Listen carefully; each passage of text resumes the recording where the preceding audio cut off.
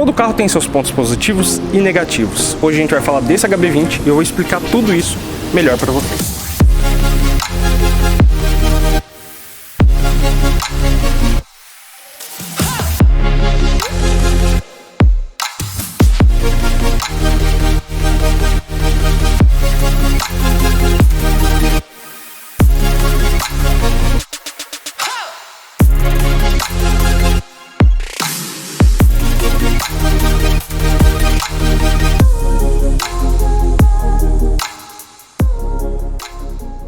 Fala, escuderia, tudo bem com vocês? Espero que sim. Mais uma vez com um anão aqui, que é o... Tem um pouco de baixo, vou puxar aqui. Com um anão que é mascote do canal. Vamos lá, estamos aqui a bordo do primeiro carro popular desenvolvido pela Hyundai. Tanto é que, curiosidade completamente inútil aqui para vocês, HB20 significa Hyundai Brasil e 20 porque esse carro aqui, lá fora, nós temos o Hyundai i20. E aí herdou, né, essa nomenclatura, né, HB e o 20 do i20. Vamos lá. Esse carro inicialmente veio para bater de frente, né, com Palio, com Sanderinho, com Volkswagen Gol. Mas ele veio com uma tecnologia bem interessante. Ele veio com vários detalhes mais interessantes. É um carro bem mais completo, é um carro bem mais confortável. Nós temos o HB20S, que é o sedã. Tem gente que eu já escutei falar que achava que o S era de esportivo, mas não é. O normal, padrão, quando veio no mercado, todo mundo achou, nossa, tem aquele HB20S de esporte, não. Exatamente, não é. Aqui, e também mantendo o hatch, nós temos o HB20X, que é com a proposta mais aventureira. Aqui no 2019, versão básica, que era Comfort, agora passou a se chamar Unique. E a versão acima da Unique, né? A Unique só tem 1.0, é a mais básica de todas. Acima dela tem a Comfort Plus, com motorização 1.0 e 1.6. Antes desse aqui tem 1.0 Turbo. Aí entra esse cara aqui, que é o Premium. Entre eles ali, a gente teve algumas unidades, o Premium só de 1.6, tá? Mas a gente teve entre o Premium e o Comfort Plus algumas unidades do R-Spec, que era basicamente um Premium com alguns detalhes estéticos. Lá também, né, como é baseado no Premium e o Premium só tem motorização 1.6, lá também a gente tinha motorização 1.6. Os faróis desse carro aqui, que diferencia, que é bem bacana, que é bem bonito, é a assinatura em LED. Detalhe, tá? É uma assinatura em LED, ela não é um DRL, que muita gente acha. Ela não, você precisa entrar no carro e acender, ela não acende automaticamente.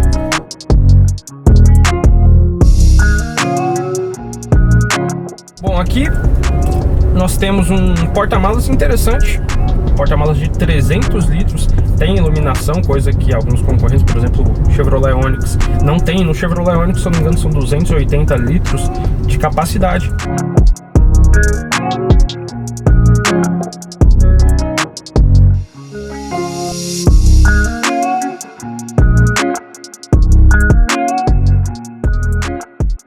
Vocês estão enxergando aqui essa central, que é o Blue Media.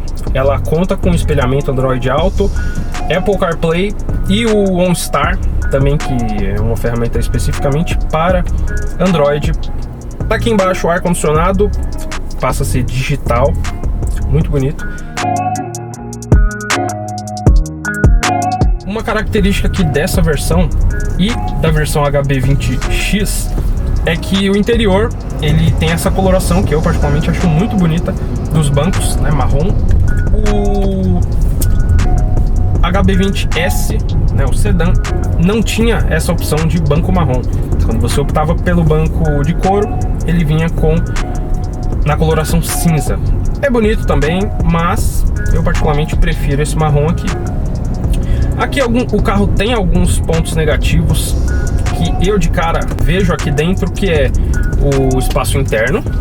Nós temos um espaço interno bem precário aqui, talvez por conta do porta-malas ser um pouco maior, o espaço interno aqui para quem vai atrás é um pouco comprometido. Evidentemente, como eu sempre falo, isso varia de pessoa para pessoa, como eu sempre costumo falar aqui, né? Se forem crianças ou se forem adultos do tamanho, por exemplo, do Gabrielzinho aqui, que tem mais ou menos 1 metro e... 161.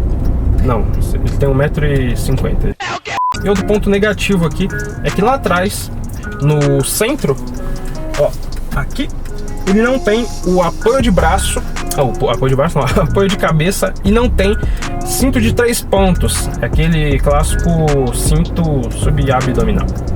Airbag aqui nós temos frontal e lateral aqui na lateral dos bancos. Motorização aqui 1.6 flex de 4 cilindros aspiradinho. Esse carro aqui não tem aquela correia dentada, nós temos corrente de comando. Potência aqui é um dos 1.6 mais fortes do mercado aspirado, né? 128 cavalos e 16,5 kg de torque. Ponto interessante aqui, transmissão de 6 velocidades, tem trocas manuais aqui, ó, para cima ele passa próxima, para trás ele reduz. Câmbio automático convencional com conversor de torque, o que talvez peque em um aspecto que lá na frente a gente vai falar um pouco mais. Um ponto interessante aqui, curioso, é que esse carro aqui ele tem um desempenho interessante, bacana, é 1.6, e um dos pontos que faz ele desempenhar tão bem é o peso. Se vocês já conhecem aqui o canal, a gente teve um projeto com Chevrolet Corsa 1.8 SS. E esse carro aqui, se você colocar um do lado do outro, você acha que o Corsinha pesa ou a mesma coisa ou bem menos. Sim. Que esse. Só que esse carro pesa apenas 1.071 quilos. Lá ele pesa 1.100 mais ou menos, um pouquinho mais de 1.100. Então isso corrobora com um desempenho interessante. O câmbio aqui faz perder um pouquinho de potência naturalmente. Motorização 1.6 com câmbio automático é um pouquinho mais esperto, mas esse aqui não deixa a desejar. Aqui o 0 a 100 é na casa dos 10 segundinhos, 10,5 mais ou menos, com velocidade máxima de 190 km por hora. Bom, não tem como negar que o HB20 é um produto focado na cidade. É um carro urbano. Ele é bem confortável, cara, esses bancos são bem confortáveis. Um ponto aqui interessante é que você vai utilizar no dia a dia bastante. Você vai precisar abastecer várias vezes. E aqui você não tem que lembrar do tanquinho de partida frio, porque ele não tem necessidade de ter um tanque de partida frio. Já tem um sistema mais tecnológico que mesmo você botando o cano aqui, ele liga de manhã sem nenhum problema. A ergonomia aqui é um carro bem confortável. A ergonomia?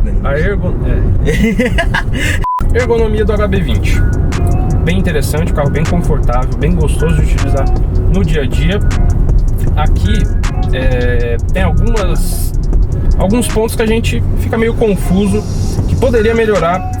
Por exemplo, nós temos computador de bordo aqui no painel, só que o acesso às informações dele poderia ser nas hastes aqui, seja de seta, como o de Astra, que é um carro mais antigo, como o do Onix, que é tudo na haste. Aqui você tem que esticar, apertar aqui o trip. Nada que vai matar você, mas é um ponto que poderia melhorar em questão de ergonomia, mas o carro continua sendo um ótimo produto. Vidros elétricos aqui, um toque para todo mundo. Aqui o volante em couro, cara, ele poderia ser elétrico, mas ele não é nas versões hatchback e na versão S, o sedã. O HB20X já tem direção elétrica, uma coisa que não dá muito para entender, né? Porque se lá é elétrica, por que não aqui ser também? Então ela, quando o carro está aqui devagar, ela é um pouquinho mais pesada do que o de um Polo, do que o de um Onix, do que o de um Argo. Vidros elétricos com rebatimento, que é muito interessante. Cara, o que você diria aqui para esse carro aqui que o cara vai usar no dia a dia? Suspensão, por exemplo. Bom, comparado com o meu carro, que é o Volvo, esse carro eu não tenho que reclamar, porque ele é bem alto em relação ao solo, mas não é aquele alto tipo um crossover, que é o X. Ele tem uma altura legal do solo, então ele não pega embaixo, dá pra andar confortavelmente em ruas mais sinuosas, essas coisas, com lombada e tal. Aqui em Jundiaí, as ruas são um pouco mais planas, porém tem bastante lombada, então você não precisa ficar tipo tacando o pé no freio, passando a 2 por hora igual eu passo com a Volvo. Então a altura do carro, a suspensão confortável já é um ponto positivo. Bacana. E outra, a gente vai para uma estrada de terra, que a gente tem um chalé, e na estrada de terra também não raspa embaixo, então acho que é um ponto positivo e não fica também cabrito aqui dentro.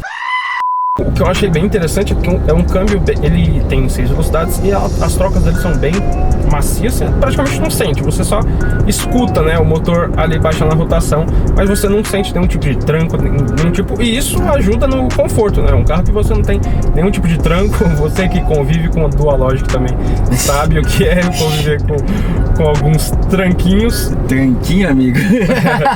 Eu já ouvi dizer de proprietários aqui do HB20 que achavam que o freio poderia ser um pouquinho melhor. Eu não tive a oportunidade de frear forte e nem vou frear forte esse carro, porque nessa situação urbana aqui eu não sinto nenhuma necessidade de um freio mais potente. E um mito que a galera acha é que o freio a disco nas quatro vai parar mais o carro, sendo que na verdade ele só é mais eficiente, ele tem um resfriamento melhor, então ele vai aguentar mais freadas consecutivas sem superaquecer, né, sem perder eficiência. Mas a manutenção desse carro aqui com freio a tambor é bem mais barata do que com um disco. Você tem 4 discos. Exatamente, com 4 discos. Uma coisa aqui que poderia ser melhor é que a regulagem do banco aqui do motorista, você tem basicamente 3. Você tem a do encosto, evidentemente, você tem a de distância e a de altura. Ela é meio estranha porque ela não eleva todo o banco, ela eleva a frente do banco. Então, às vezes, uma posição, por exemplo, mais específica para ele, que é anão, é meio difícil de encontrar. Tá? Para mim aqui foi bem tranquilo. Aqui a direção ela tem o ajuste de altura e profundidade, que ajuda muito nisso. E o consumo desse carro aqui? Ui, agora você tocou numa ferida.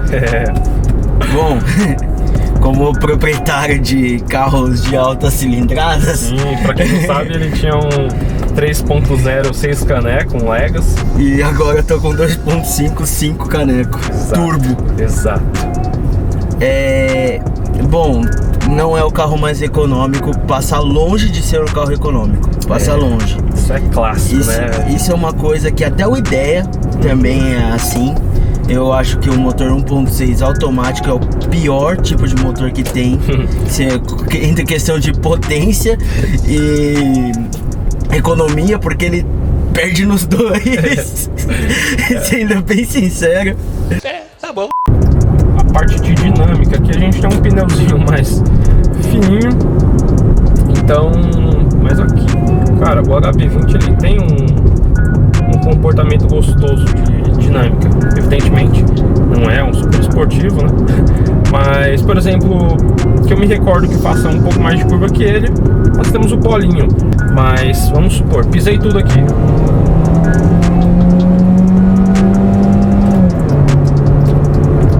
Para fazer uma ultrapassagem, tem um desempenho legal.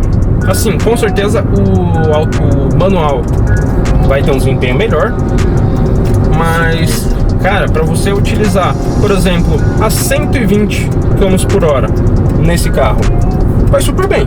Vai super bem, chega rapidinho, consegue ter não extrapola, não fica com o giro lá em cima, fazendo aquele barulho gritando. Sim. A sexta marcha economiza bem a gasolina, esse é um ponto positivo, eu acho. Na estrada. Porque a 120 na sexta marcha, o giro fica baixo e o carro fica econômico. Cara, uma coisa que você falou de... Um ponto bem interessante aqui, cara, é que é um motor quietinho. Aqui o interno, ele é bem quietinho, não tem barulho de acabamento aqui. Cara, um acabamento muito bom. Realmente, um carro muito silencioso. O motor faz pouco barulho, mesmo que a gente não tenha isolamento ali no capô, mas, carro é bem silencioso, é bem quietinho.